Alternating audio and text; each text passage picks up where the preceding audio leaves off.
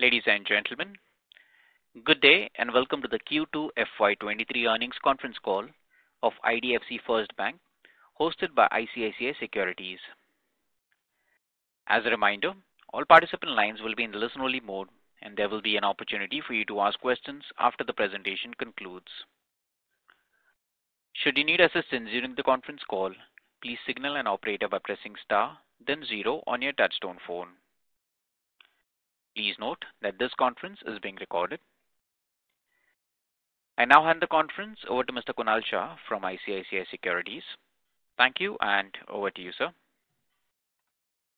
Thank you, Stephen, and good evening, all of you. This is Concall from ICICI Securities.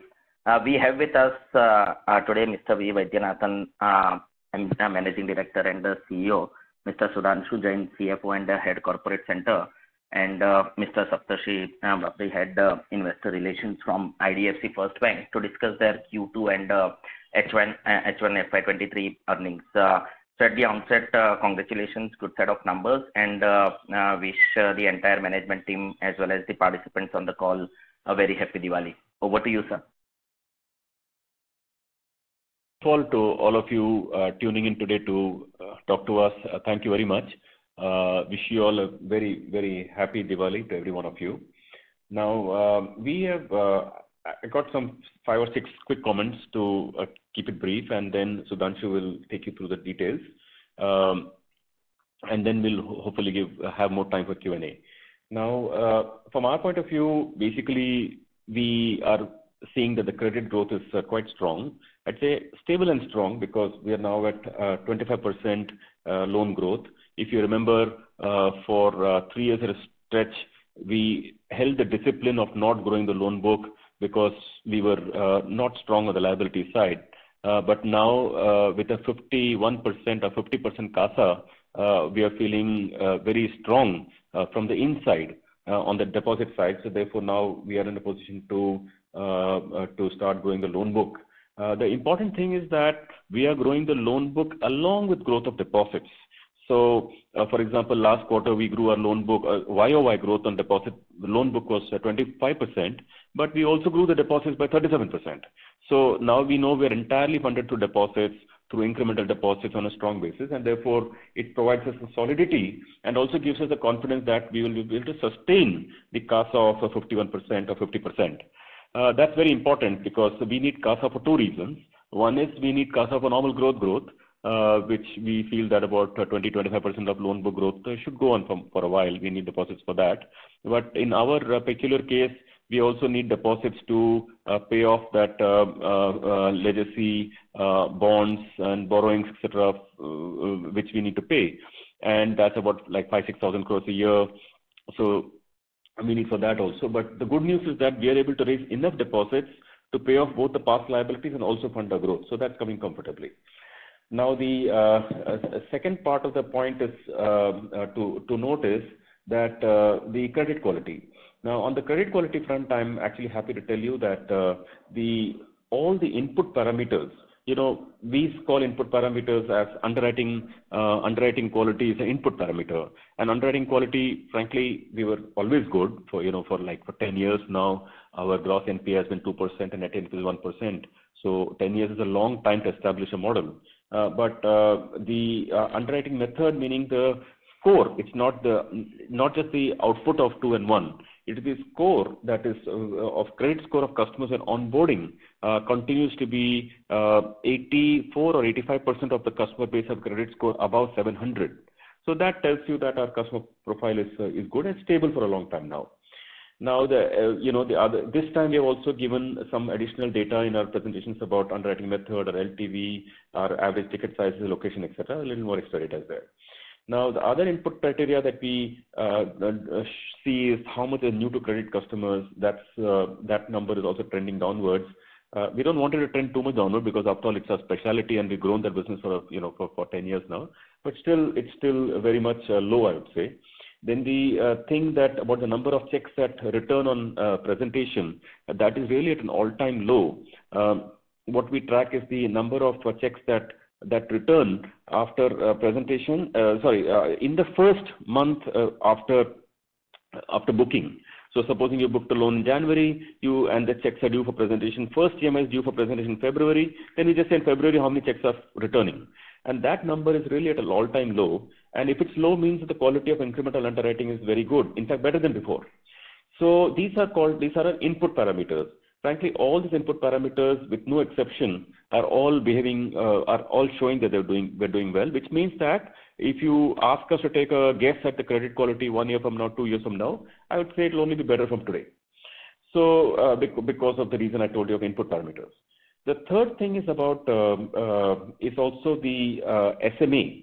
The SMA is to the uninitiated. I could say that think of a loan book. A loan book would have some defaults or delays, and 0 to 30 customers who are in 0 to 30 means 0 to 30 days outstanding. They're called SMA 0, and 31 to 60 is called SMA 1, and 61 to 90 is called SMA 2. So our SMA 1 and 2, which is the most, which you can call it 31 to 90 DPD. In this bucket, our SMA same year last time used to be 3%, which means that 3% of the portfolio could go to NPA. The amazing thing is that this SMA 1 and 2 has now come down to 1% in retail. Just think, 3% down to 1%.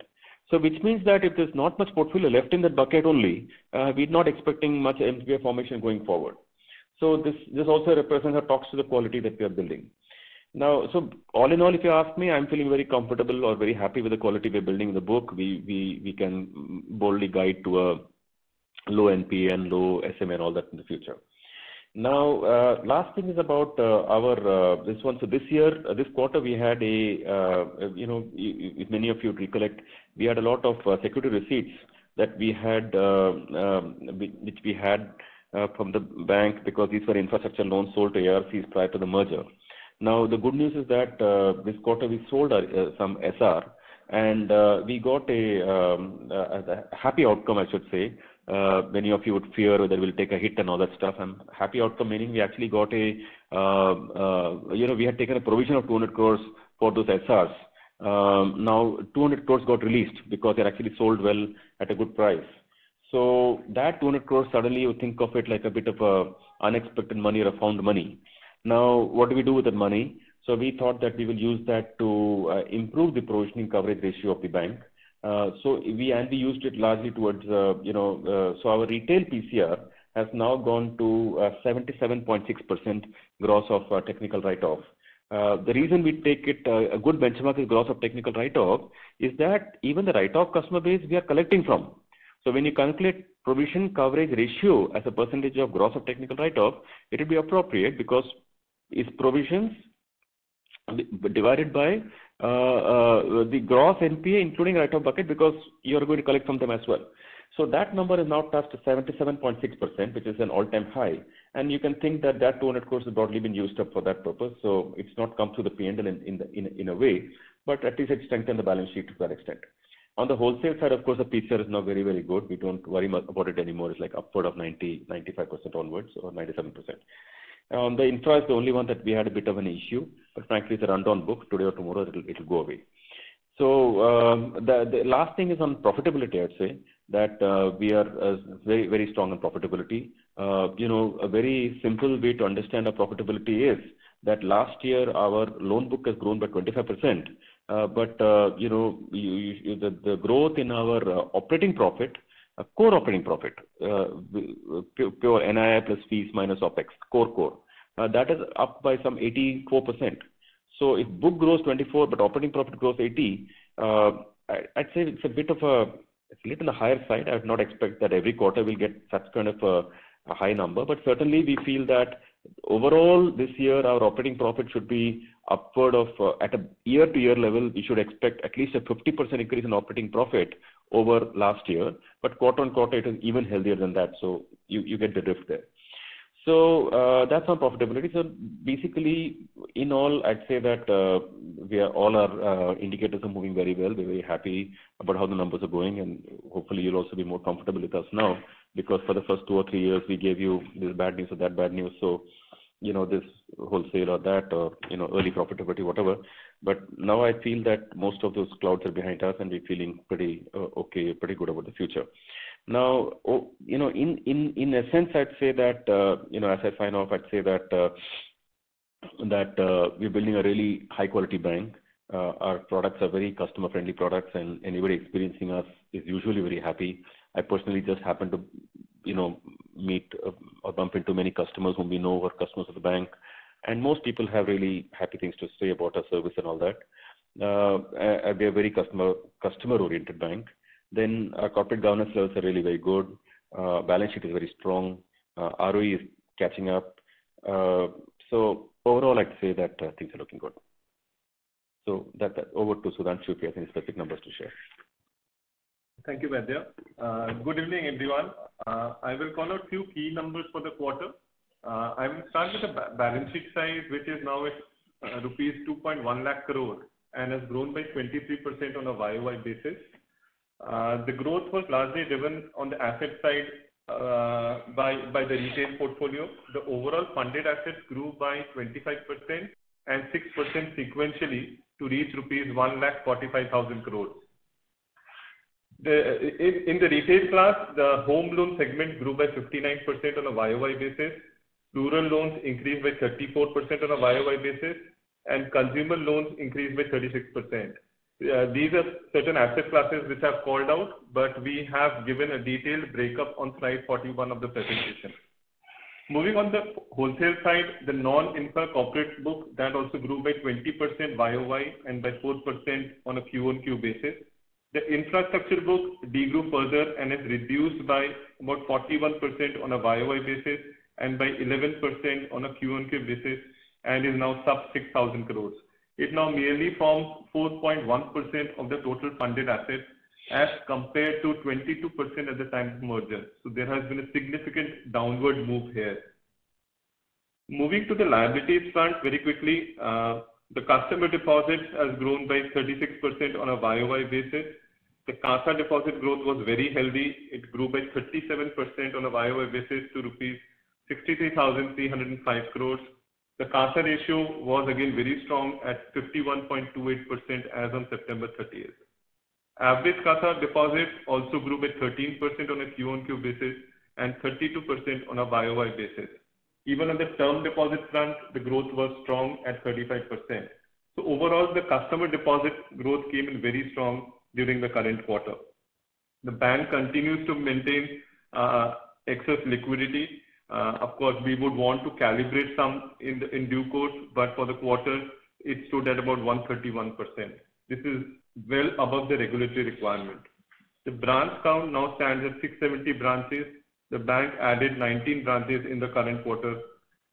The bank has also substantially granularized the liabilities, and which is reflected by CASA and TD, less than 5 crores, which is standing at 84% of the customer deposits. We have further repaid about 2,000 crores of high-cost legacy borrowings during the quarter. This residual borrowings now stands at rupees 20,444 crores, which is still at a high cost of 8.8%. We would sort of bring it down further. We have given statistics in the presentation in terms of what would be the rundown on this portfolio. Moving quickly to the asset quality, the gross and the net NPA of the bank was at 3.18% and 1.09% respectively, reflecting a sequential improvement of 18 bps and 21 bps. PCR, including technical write-off, has been enhanced to 76.5%. This was 70.3% at the start of the year. Further, if we strip out the rundown infra book, the PCR coverage is 83.3%, including technical write-off, and net NPA instead of the reported 1.09% would be down to 63 basis points. In the retail and commercial segment, the GNPA and NNPA came down sequentially by 8 bps and 20 bps respectively to reach 2.03% and 0.73%. The PCR on this book stood at a healthy 77.6%. We have increased PCR by about 545 basis points here during the quarter by further tightening the provisioning policy. On the corporate book, ex-infra, we continue to have a strong PCR coverage of 98%. Another data point to note, the restructured book as a percentage of total funded assets has reduced to 1% now as compared to 1.3% last quarter. The gross and net slippages for the quarter were at similar levels as the last quarter, despite the increase in the overall book. Vaidya mentioned about that the SMA on the retail has been coming down. It came down from 3% in September 21 to 1.8% in March 22, and now it was 1% at September. Even on the corporate book, the ratio of SMA 1 and 2 is sub 0.2%. Moving quickly to profitability, the profit after tax was highest ever for the quarter. It was 556 crores, up to 66% on a YOY basis and 17% on a Q-on-Q basis. I'm happy to share that on a quarterly annualized basis, the ROE did cross 1% and is now at 1.07%, and the ROE has reached double digit and was 10.12%. The strong growth numbers was largely driven by steady growth in operating income and lower credit cost as compared to the last quarter in the previous year. The net interest income grew strongly by 32% to rupees 3,002 crores. The net margin expanded by 9 bps on a Q-on-Q and 15 bps on a YOY basis to reach 5.98%. The increase was also due to a transmission which happened because of the repo rate increase on the existing floating rate portfolio. Fee and other income witnessed a strong increase by 44% to rupees 945 crores. Another point to note is that the retail fees contributed about 92% to the overall fee and other income, and hence it's quite granular. The bank had a trading gain of rupees 116 crores in Q2 FY23 as compared to a trading gain of rupees 122 crores in Q2 FY22 and a trading loss of rupees 44 crores in Q1 FY23. Core operating income excluding trading gains increased by 35% YOY to rupees 3947 crores, aided by strong NI and fee income growth, which I mentioned before. Operating expenses grew by 23% on a YOY basis to rupees 2895 crores. The increase in OPEX was relatively higher on account of higher business volumes witnessed in Q2. The cost to income ratio improved to 73.34% in Q2 FY23 from 80.53% in Q2 FY22 last year. Core operating profit grew by 84% YOY and 7% on a Q-on-Q basis to rupees 1,052 crores. Provisions were also lower by 11% YOY at rupees 424 crores in Q2. The credit cost on a quarterly annualized basis as a percentage of average funded assets for Q2 was 1.2%, and for H1 it was at 1.1%, which is still much lower than the earlier guidance of 1.5%. We had some release of provisions on security receipts, which we used to beef up the overall PCR during the quarter. The last bit on the capital adequacy, the bank has maintained strong capital adequacy, and the CAR was, including profits for H1, was 15.35% with a CET ratio at 13.67%. Even at 15.35%, the bank is well over the regulatory threshold and looks forward to continue the growth in a profitable manner. With that, we can move to the Q&A. That's 15 minutes or maybe 17, 18 between the two of us. So thankfully, this was a bit shorter. So over to you, people. Thank you. Ladies and gentlemen, we will now begin the question and answer session. Anyone who wishes to ask a question may press star and 1 on their touchtone telephone. If you wish to remove yourself from the question queue, you may press star and 2. Participants are requested to use handsets while asking a question. Ladies and gentlemen, we will wait for a moment while the question queue assembles. The first question is from the line of Bhavin Gala from Marine Capital. Please go ahead. Thank you for the opportunity. Could you please confirm if I am audible? Yes, sir, you're audible. Please proceed. Yeah. Good evening and festive wishes to the entire team of IDFC First Bank. I have only one question to the MD and CEO. Could you please help us understand the performance in the recent quarter with respect to the retail banking operations? Because what we have seen is this segment turned profitable a few quarters back, and there was inconsistency as far as the PBT is concerned. But this quarter, what we could see is there was a drastic decline in the PBT from this segment. So if you could help us understand the reason behind this. Thank you. No, thanks. I think it's a very, very important question. If you recollect if you recollect my opening conversation, I told you we had suddenly we we sold the SR, and then we got about 200 crores of provision release. So that provision release, we took it to retail, and therefore it is showing up there on the retail line. For example, had we not got the 200 crores, we need not have really taken this provision of retail, to put it simply. So therefore, if you add back the 200 crores, then you know that your numbers are back to the trend line. Okay, noted, sir. Thank you. I mean, was it complicated or was it easy? Was it okay? I should explain again. No. That's explained. Thank you. Okay. Thanks. Thank you. The next question is from the line of Ishan Agarwal from Revana Capital. Please go ahead. Hi. Thank you for the opportunity.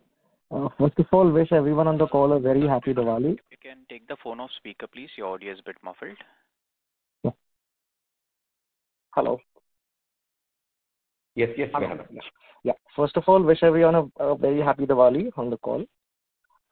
So I have multiple questions here. First question being, in your last Concall with us, you had advanced the guidance of a double-digit ROE, which was originally given for Q4 of FY23.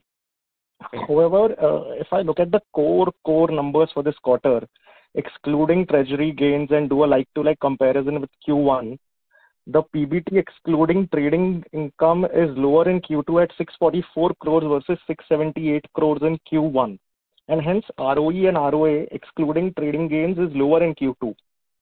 So, are you confident that the bank can touch core annualized ROE of 10% ex of treasury by Q3? Yes. Okay. And so secondly, so the annualized credit loss for this quarter was 1.2%. That is blended for retail and wholesale. What will be the annualized credit loss for this quarter for retail plus commercial book? So we have not called that number out separately, but as I said, overall is 1.2%, and for H1 it's 1.1. We would not want to call out a separate number for a retail credit loss. Actually, why I'm asking that is incrementally our book is concentrated on the No, don't worry. I think we can explain a little more. No, there's no issue. So basically, see the retail side. If you take the retail credit loss, it's about if you add back that 400 crores, the 200 crores, which I said is an extra provision. If you don't have that as a one-time item, so it will be like about 400 crores. Yeah. So 400 crores into 4 annual is 1600 crores. Okay. 1600 crores, you divide that by about a 1 lakh crore book, about 1.5-1.6%. Okay. And this should get better as we concentrate more on home loans going ahead, or we expect it to be at 1.5-1.6% and going ahead for FY24-25 too. We like to be conservative on this front and just say this number as we said it right now. And and if it gets better, just maybe we'll take it as a positive. But you factor in, if you're thinking of the bank, think of it that retail will have, after all, it's a pretty good yielding book. So, and our credit controls are working obviously very well, collections are working very well. Otherwise, for such a low credit loss of that we're talking about in retail, it's already pretty good. So I don't want to give any more aggressive guidances beyond this. Okay. So, third question is, OPEX for this quarter is around 8.7% higher as compared to Q1, which is actually higher than the loan growth QOQ. So, is it because we have invested more on the technology front, or what is the reason for this large jump? Because this is also yielding to a cost to income plateauing from Q1 to Q2 at 72.9%. No, really, quarter on quarter, it's very hard to explain this quarter, 20 crore up. No, but in general, the jump has been higher at 8.7%. No, therefore, let me finish. So therefore, I was saying that it's hard to really pin down a particular quarter or prior quarter. You know, there are a lot of moving parts, a large bank. It's a lot of moving parts, but broadly speaking, you should expect the cost-income ratio of the bank to trend downwards from here.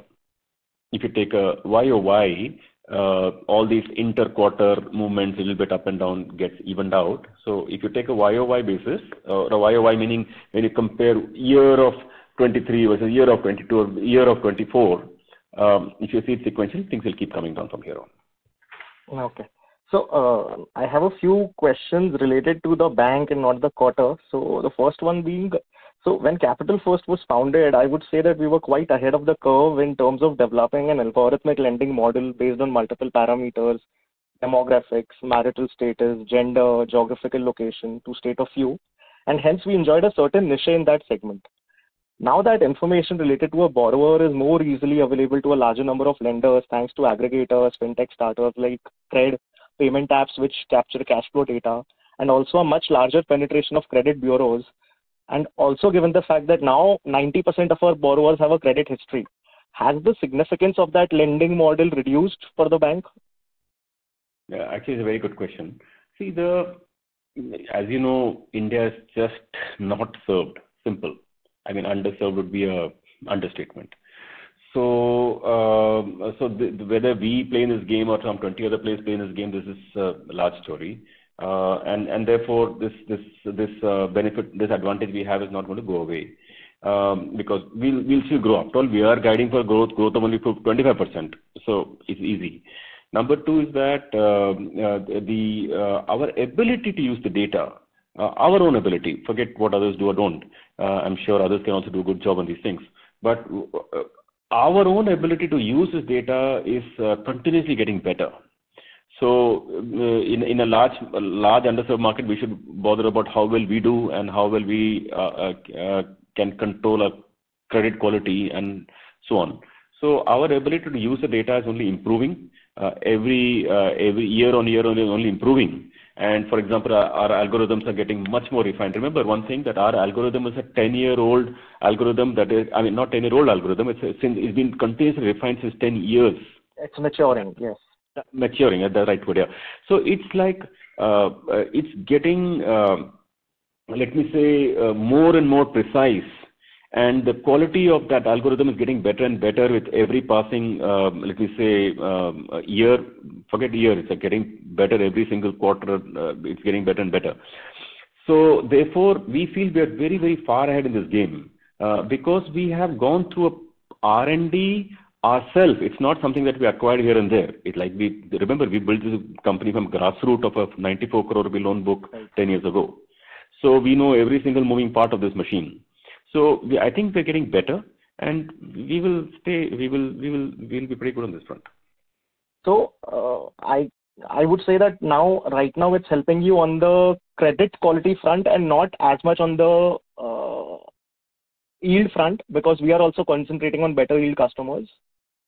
No, it's yes and no actually.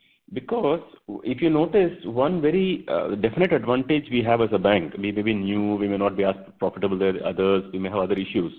But the one very unique thing about our bank is that our book itself has been created in an era of when our cost of funds was 9% or 10%, or at least the models are built for that kind of a cost of funds. Right. So therefore, we were specializing in lending at 14, 15, 16% and all that stuff, probably more.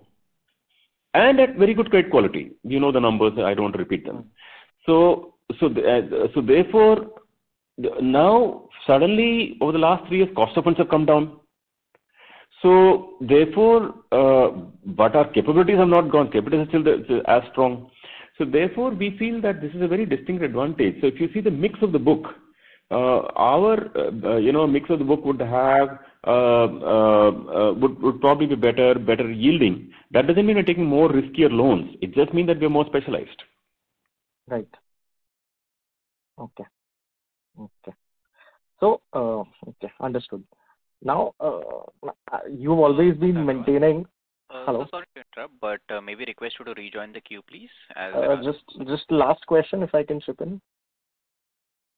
Okay, shoot. Let's try. So, okay. So you have been maintaining that, India is underserved and there's unlimited credit demand at least for the next 10, 20 years. Say just for FY24, because of XYZ reason, the GDP growth stagnates or it's less than 3-4%. Even in that scenario, will you envisage that because of our small size, we will still be able to grow our loan book by 20-25%? Yes, of course. See, it's very important. If you think of a very large bank with 20-30 lakh crore loan book and all that stuff, of course they will be proxy to the economy. But we are not a proxy to the economy. We are very small yet. Okay. Coming from a very low base. To give you a small idea, supposing just to pick a number, supposing a loan against property or take any business, okay, we are booking say X number of X 100 crores a month. Let's call it, say 500 crores a month. If you want to increase it to say another number, say 600 or whatever it is, these are not the exact numbers, but I think we'll probably be close. Now, we don't have to do anything. We don't have to change the credit criteria. We don't have to, relax the criteria. We have to do nothing. We just have to open some 5 more locations, and lo and behold, everything will come. On the same location, you need to put up some more branches, you'll get it. So that's the benefit of being. That's the point I'm making when you're relatively early in the. Let me say when the book is smaller, we have a base effect. Let me say. Yeah. Thank you. Thank you so much. We are nowhere close to the big players. Big players are at least 7, 8, 10 times our size. And so if I have to put it that way, HDFC Bank is adding an IDFC First Bank every quarter. So could be, yes, absolutely. Yeah. Okay. Thank you. Thank you. The next question is from the line of Nitin Agarwal from Motilal Oswal. Please go ahead. Yeah. Hi, Vijay and team. Congratulations on a strong performance. 2 questions I have. First is we have reported some margin expansion this quarter, though the deposit costs are inching up. So if we can talk about how the incremental spreads are moving and how do you see the margins trending in coming quarters. Also, if you can share the proportion of loans that are linked to EBLR. Sudhanshu, the proportion of loans? Yeah, I'll first start with the proportion of loans. Over 38% of the book of the funded assets are roughly linked to benchmarks, which could be MCLR or repo or T-bills. And out of that, about 60% is linked to repo and rest to other benchmarks. With respect to margin expansion, as we've guided earlier also, we feel that we will be comfortably able to maintain margins around a 6% mark. In fact, this quarter we are very close to that. We are 5.98%. We of course had the benefit of some reset with sort of benefit which kicked in during the quarter. As the loan came up for a reset, it comes once in every 3 months. And RBI has also very recently increased under 50 basis points, so that benefit should be slightly higher in Q3. So we feel that even though the cost of funds are sort of going up, even for us during the quarter, the cost of funds on a blended basis went up by about 25 basis points. But since this reset kicked in, even for the new loans, we have increased the pricing a bit. So a combination of this led to a higher sort of I would say yield on advances and interest earning assets, and which led to a NIM increase of 9 basis points.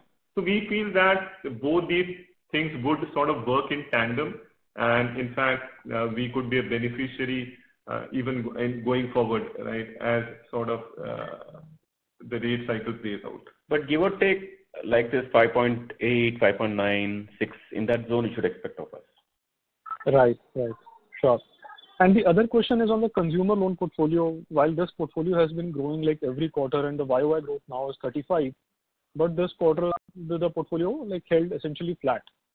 So we have seen a stronger growth from other banks in the consumer loans. So any specific reason that has caused this? Let's see the numbers once before we respond. You have the number? I don't do.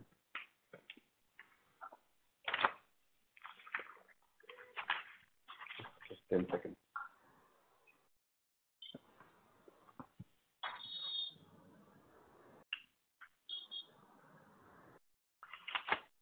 Oh, yeah, the 600 crore book that we're talking about. Yes, the Q-on-Q growth is almost flat this time. Yeah, I think about 300 odd crores you must have sold this quarter. Yeah, so we have sold about 333 crores of loans during the quarter, which were essentially out of this segment.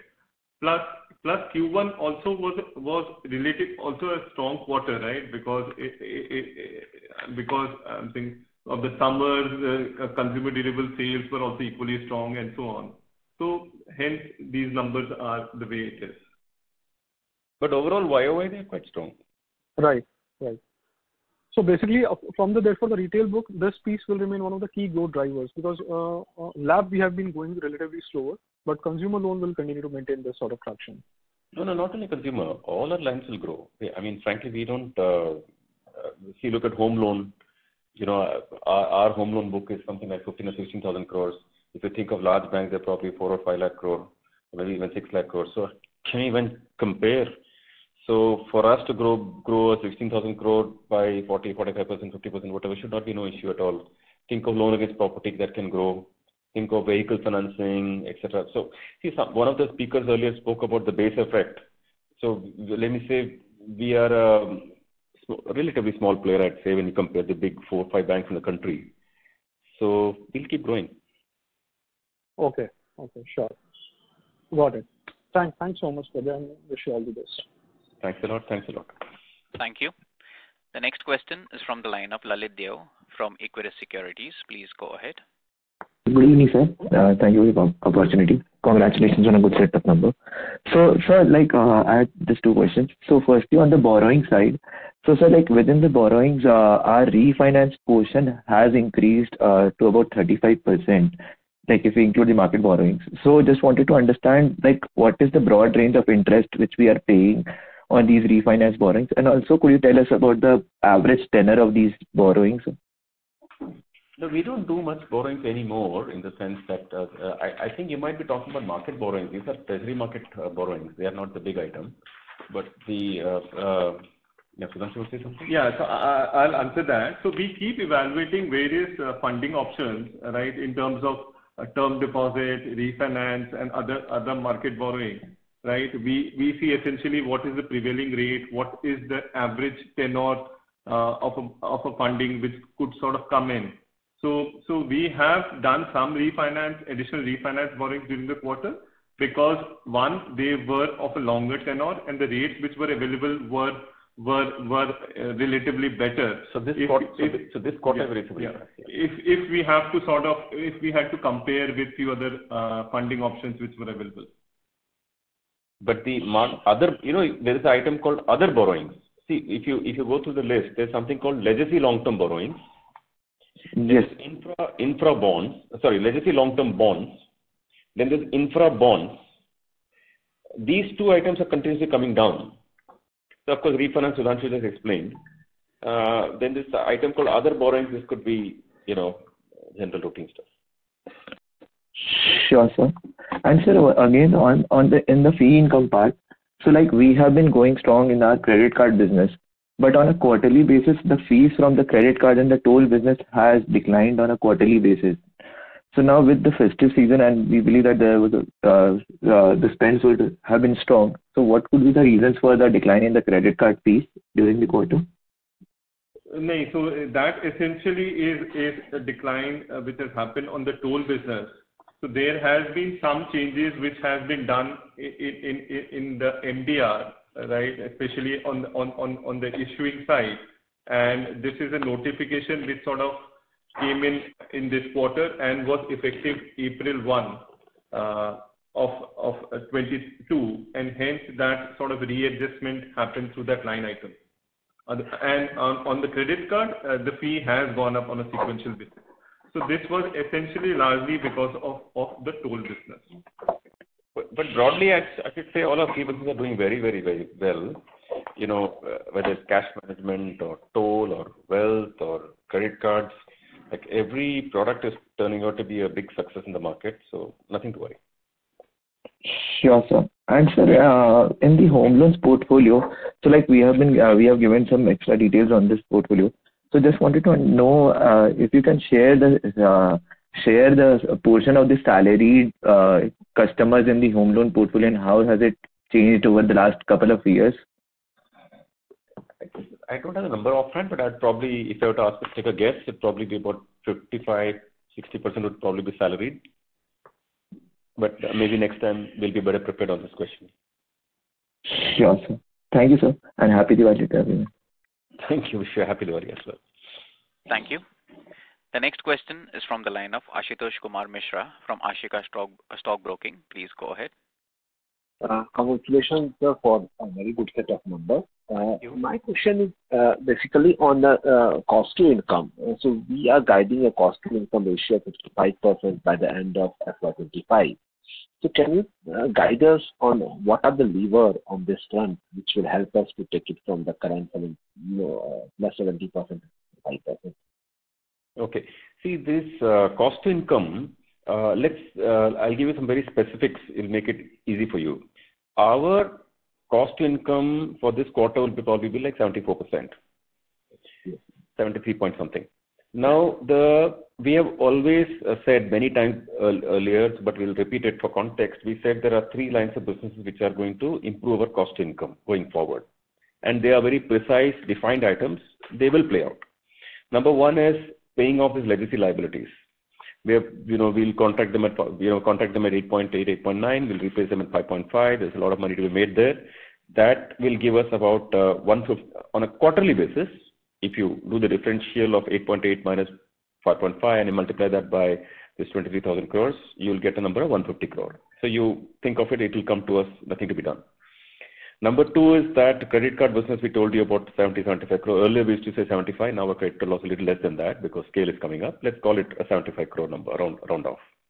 Number 3 on the retail liability side, because the branches, ATMs, all that stuff, we told you 300 crores a quarter. Now, so I'm rushing to it because I've said these numbers before, so I'm trying to save time. Sure. So in this quarter's P&L, you add these 3 items, 150 plus 75 plus 300, and then that number works out to something like 525 crores. If you take the PAT impact of that number is, if you take 75% of that amount of 525, it will come to 390 crore. Now, sorry, let me not go there. Let me just add these 3 numbers, comes to 525 crore. Now, you divide our expenses of this 2895 crore by 4472 crore. That is, this reported number, that is 3,950 crores of income, and then you add this number, what I said will come to us by simply playing out the next 3 years. So then that number, you divide 2895 crore and divide by 4472 crore, you'll come to 65%. So in my mind, this is a pretty simple, straightforward proof that we will easily head towards a 65% cost income ratio simply by paying off the liabilities and making credit card profitable and, making the liability profitable. Okay. So we feel that it will happen. I mean, in our mind, there's no doubt at all. So I hope these numbers, and I told you, they will. If you do the math, I spoke a bit too fast, but if you go back off record and you do the math, you'll get the same numbers. So do you think, because of the sharp rise in the cost of funds, which is expected in the next few months out there, some of these numbers need to be revisited? We couldn't hear you well. Mr. Mishra, your audio is... Yeah. It's now okay? Yeah. Yeah. So because we have one of the important assumptions which we are taking is the benefit which we are going to get on the paying off the legacy liability. Because of what is happening on the cost of fund front, especially the last 1 or 2 weeks, we have seen larger banks are increasing the term deposit rate in a very aggressive way. Do you see some of these things getting a little bit more instead of FY25, it will go to FY26 like that? No. When we did that number, when I did the maths for you right now, that I added 150 crore for the legacy, that already factors for the new slightly higher interest rates. Okay. Second point. Sorry, before you go there. So I want to just for other people who probably did not catch on to the conversation, I'd like to explain a little bit more. You see, if you think of large banks, none of them is carrying a borrowing at 8.9%. Yes. Yes or no? So when we are borrowing at 8.9, not that we are borrowing, we have borrowed. Let me say it's a legacy item sitting on the balance sheet. So therefore, you cannot really compare our cost of our cost income with other banks because we are early stage. You give me 15 years, I'll show you what our cost income will be. You'll rub your eyes. So therefore, you cannot compare a 3-year-old bank cost income with a 25-year-old cost bank with cost income. Totally, I agree with you on this. Yeah, and particularly, let me tell you something very important for you to note. You go back and see the numbers; it's there on they're public. The cost income of our bank pre-merger was 92%. 92. The numbers are there on the website. So when 92 has come down to 74 point something, boy, it is a major progress. So it just tells you that incrementally you're building the bank at a very good cost income, and as and when the story plays out, it will come down. So this is to be very much remembered. So don't worry about the cost income. I mean, I'm not so stressed about it at all. I know I just have to play a normal game and it will come down. Okay. On basically in the deposit, the liability franchise which we have built over the last 3 years. So how much of them has now been break-even, or you can give some light on that? That will further give more clarity on this part, especially on the new branches, how much we are opened and what is the See, there is no real benchmark about how to compute this. For example, in the sense that do you compute this including allocated costs from the head office, or is it a pure variable basis, and everything will give you different results. But broadly, I'd say that our close to about maybe 450 odd branches, or maybe 400 branches on a variable basis would be profitable. Okay. And roughly, what is out of our total OPEX? How much is the technology expenses? And our rough estimate? No, it's we haven't specifically gone there. Okay. Okay. Thank you. Okay. Thanks. Thank you. The next question is from the line of Sahil Sharma from SS Capital. Please go ahead. Hi, sir. Congratulations on a very good set of numbers. First question I have is, we are building a bank for the next many decades, and I'm sure we are also, hiring with that in mind. Can you please talk a little bit about the kind of, credit risk team that we have on the retail side? Because I think in the banking, the most important thing is to get the money back, right? It's not just about giving it out. Absolutely. I agree with you 100%. So in terms of people we are hiring, it's not so much the credit managers anymore. That's a bit of 5 years ago. But as you know, every 5 years, India is changing so fast. Earlier in credit, we used to hire in credit managers who would really look at a file in great detail and evaluate it and all that stuff. Of course, we still need to do that in products like loan against property or a home loan, etc. You still need credit manager to physically look at some of the files.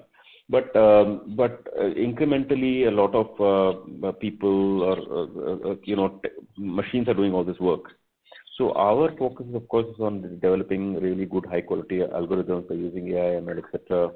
And the skill levels of people we're looking to hire is of really higher order, not the traditional people who will smell files and all that. I see. Thank you, sir. So we're building that kind of people. The other kind of people we are trying to build is the people who can build some really, since you said quality kind of people, you of course need high quality technology people, good high quality engineers. We provide, as a bank, we provide really, really good working environment, and our employees are very proud about the bank we're building because they can see from within the quality of the bank we're building and the ethics and all that. So we're able to hire really high quality people. Any position we look out for, like the hundreds of applications pour in. There is literally we're spoiled for choice because that comes through. We hire. We're looking at hiring design people, for example. As we speak, if any of you are hearing the program, and if you are probably a very, very good high quality, high end design person, please let us know. I'll be very happy to hire you right now. We're looking for a head of design who can cut across to build really good user interfaces and UX. So we're looking for that kind of profile of people. high quality technology, coders, DevOps people and all that. Yeah, thank you so much, sir. And the second question I wanted to ask about, just tying back to the other speaker's question, I think what we as investors really appreciate, I've been with the bank for like 3 years now roughly, is that we have really turned around a DFI institution plus NBFC into a retail bank, and that has been a fairly long and strenuous journey. And on most fronts, we have made tremendous progress. I think the last remaining thing now, which is at the top of the mind for most investors, according to me, is cost to income, which is why most of the questions are also around that.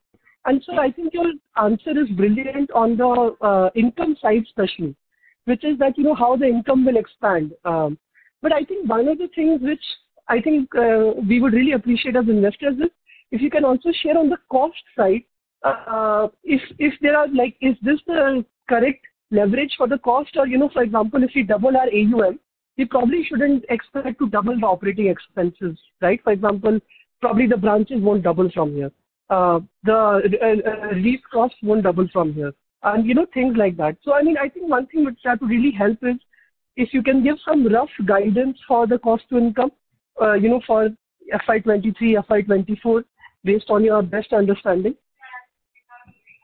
Okay, now, first of all, thanks for that. Yes, when we're thinking of the bank, we're really thinking long. We're not doing any shortcut. You may have noticed for 3 years have gone by, we've not done one item that's a shortcut. Okay, so we'll not do shortcut things. Now, the second thing is about when you said you're happy about the stuff, thanks for that. But I'll tell you, we are not just building a DFI converting to a retail. That, frankly, anybody could do. But the thing is that it's hard, but people could do it. But what we are very proud is about with the culture we're building the bank. It's very clean, very ethical. People are trained to be ethical. People come from any organization. We tell them this is where we do work here. Not that other people are bad. They're all good quality ethical people. But at least we are building this in the DNA. All that is, that talks from within. So that's what it is. Now, coming back to your cost income comment, one is, of course, I specifically reconciled for you to earlier one of the speakers who talked about where we added up that 3 items of legacy, etc. You add that, you will find that cost income is really come down. I'm telling you, within 3 years, you will see that you will get there. If you just watch the story play out year after year after year, it will go there. I'm not disturbed because I can see it I'm an insider, of course, I can see it. You will also see it. So as the scale plays out, automatically cost income will sort out. That's how it plays. Initially there is cost. After that there is income. So that's how it plays. So now with regard to there is one data point which none of you, I'm going to share some data points with you, and this will help you understand the bank, how the bank has progressed. Okay. Now, if you take the core PPOP of the bank, core PPOP, without any other income lines, the core PPOP of the bank in FY19 was 1100 crores. Okay, 1100 crores, half year. Annualized for the half year. That is Capital First and IDFC Bank both put together. For December 18 quarter and March 19 quarter. That is the first half year after the merger. That was 1100 crores. Now, if you take even if you assume credit cost at maybe about 1.4% on the whole book, retail being 1.5, 1.6 and wholesale being a little less than that, blend, if you take 1.4, which is a very reasonable assumption, that would come to 1300 crores on the book. So actually on the core, the bank was a loss machine even after merger for the first half. Pre-merger though, I can tell you that it was basically the income was 743 crore and assumed credit cost was 988, so it was actually a loss situation. So that's not the point. The point is that this was 199 crore negative. Now FY20, when you do the same analysis, core PPOP minus core credit loss, it is coming 250 crore positive. FY21 has gone to 400 crores. FY22 has become 1079 crores. And FY23, you can multiply this quarter's numbers or whatever it is, and you have analysts have put out some numbers about operating profits. So it's not difficult for you to guess. So, we already guided about 50% over last year. That means about 4,200 odd crores of PPOP. So the point I'm trying to say is that if something is rising from minus 200 to plus 250 in 2020 to 400 crores in FY21 to 1,000 crores in 2022 to whatever number this year will be, which is a substantial increment, you can see how this chart is rising. So we as insiders can tell you that the core is delivering very strong. So all items will fall in place as it play out. Thank you so much, sir. Now you watch out 23, you watch out 24, you watch out 25. I don't think this trend is changing. Yes, thank you so much, sir. My last question is on capital adequacy. I think they're at around 15%. Are you comfortable with this, and would there be any need for fundraise in the next 1 or 2 years to support the kind of 20-25% loan book growth that we want? Well, we'll evaluate this from time to time because internal accrual is also going to be strong now. Growth is also strong, so we'll play out this equation. Okay, thank you, sir. Thank you. Thank you. The next question is from the line of Sagar Shah from Phillip Capital. Please go ahead. Good evening, sir. Hi. First of all, congratulations for excellent set of numbers, I have to say. Now, I have just 2 questions actually. So, first of all, we have already reached about 10% ROE in this quarter itself actually, instead of the 4th quarter that you were guiding for. So, we are early in the game actually. So, going ahead, what are the key drivers for further traction in the ROE? If we are expecting anything around traction in ROE for around 13 to 15%. So, what are the drivers first of all for the traction in the ROE and the ROA? And the second question is that going ahead, since we are having almost a very good run as far as the economy is concerned. So going ahead, do you see even on your corporate front, your corporate growth even for credit will go up as compared to retail? And my last question was, have we seen the average cost of the deposits and borrowings that is coming at around for 6% if we compare for this quarter? So are we peaking out on the average cost of deposits and borrowings actually, at least for this quarter and for going ahead? Yeah, I'll start with the last one. So on the average cost, as I said, average cost for us for Q2 was about 5.5%, which was about 25 bits higher than the previous quarter. Of course, and many of the repo increases, I think, are factored in the market rate, and that's how it's playing out. So we don't see a substantial increase going forward. Offset to this, as I said, even the loans get repriced in the equation, and hence we see that both should move in tandem. So we are not very worried on that front. Sorry, one thing to add to that. So from our point of view, we don't take any fixed positions on interest rates in the market. So we are right now, frankly, we're paying only 4% up to 10 lakhs. And we don't intend to touch that, honestly. But I've always said that we have enough margin, and if required, we'll always touch something or the other. But we won't let our deposits machinery slow down. We don't see the need as of now, but we'll watch. Okay, sure, sir. Now, for my first question, so what are the key drivers for your ROE going ahead, sir? Scale, that's all. Okay, so scale. But is this anything related to maybe your OPEX growth normalizing and your income growth increasing? Can we relate to that extent? That's what scale means, right? Because if supposing the expenses increase by maybe 20 to 22%, but income grows by 30 odd percent, that's straight away. And remember, income is, we expect it to grow by 30% on a larger base, and the expenses will grow by 22% on a smaller base, obviously even today. So you know how scale plays out. That's exactly scale and operating leverage. And of course, there are so many other product lines like fees and all that stuff. So many new lines of business will launch, all that will grow. Okay. So, because in this quarter... So sorry to interrupt, but for any follow-up, may we request you to rejoin the queue, please. The next question is from the line of Franklin Moraes from Equentis Wealth Advisory. It's 7:30. I'd love to wish all of you happy Diwali and wish close the meeting. So if you have any last few questions, push it in. Why don't you do that? Just one last question, sir, before. Yeah. The next question is from the line of Franklin Moraes from Equentis Wealth Advisory. Please go ahead. Yeah, sir. Thanks for taking my question. So I just wanted to understand, from the time of opening a branch to the time the entire costs are loaded, what is that period? How many months does it take? No. I told you earlier, it's hard to, everybody puts different numbers on these things.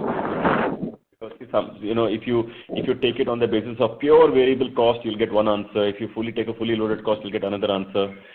So without, depending on which way you look at it, it could even be 18 months, it could be 24 months, it could be somewhere in that zone, depending on how you load the cost and look at it. But we shouldn't looking at it like that. The way we look at it is that end of the day, cost, we don't want to give explanations to people that this is because of this reason or because of put more branches or credit cards or legacy liabilities, etc. These are really details which, people like yourself or anybody is willing to bend a little extra back. my apologies. Anybody who's willing to do some extra work, they understand these things. But for most people, end of the day, people will just look at your ROE and say, end of the day, are you improving? So whatever it is, all costs put together, we are committed that our ROE will go up. So it will go up year on year from here on. We have no doubts in our mind. It's already going up. You can see last 4 quarters. We feel that this will go on. I must say one last thing because it's very important. In the context of some of the questions that were asked earlier. Now you take this quarter's PAT of the bank, okay? Now, I told you that there are 3 items which are those well-known items. So credit cards, legacy liabilities, and the setup cost of a branch, right, of the bank. So you take these 3 items. We told you it's 525 crores. Well, let's call it 500 crores. Now you take the post-tax impact of the number. That'll probably be about 375 crores or 380 crores. Now, in other words, if this had just been a mature bank, give it 3 years, or maybe 4 years, and then you find that this amount of money will start coming to the P&L hopefully. Now, this quarter's PAT was 555 crores. So you add 555 crore and add that number of 375, you'll go to 946. You add 946 into 4, that's 3,800 crores. So what's the equity base today? 22,000 crores. So what is 3,800 crores or 22? You're nudging 16, 17. So do you have any doubt in your mind that these 3 items, we can't turn these things around, those 3 items? Of course we will.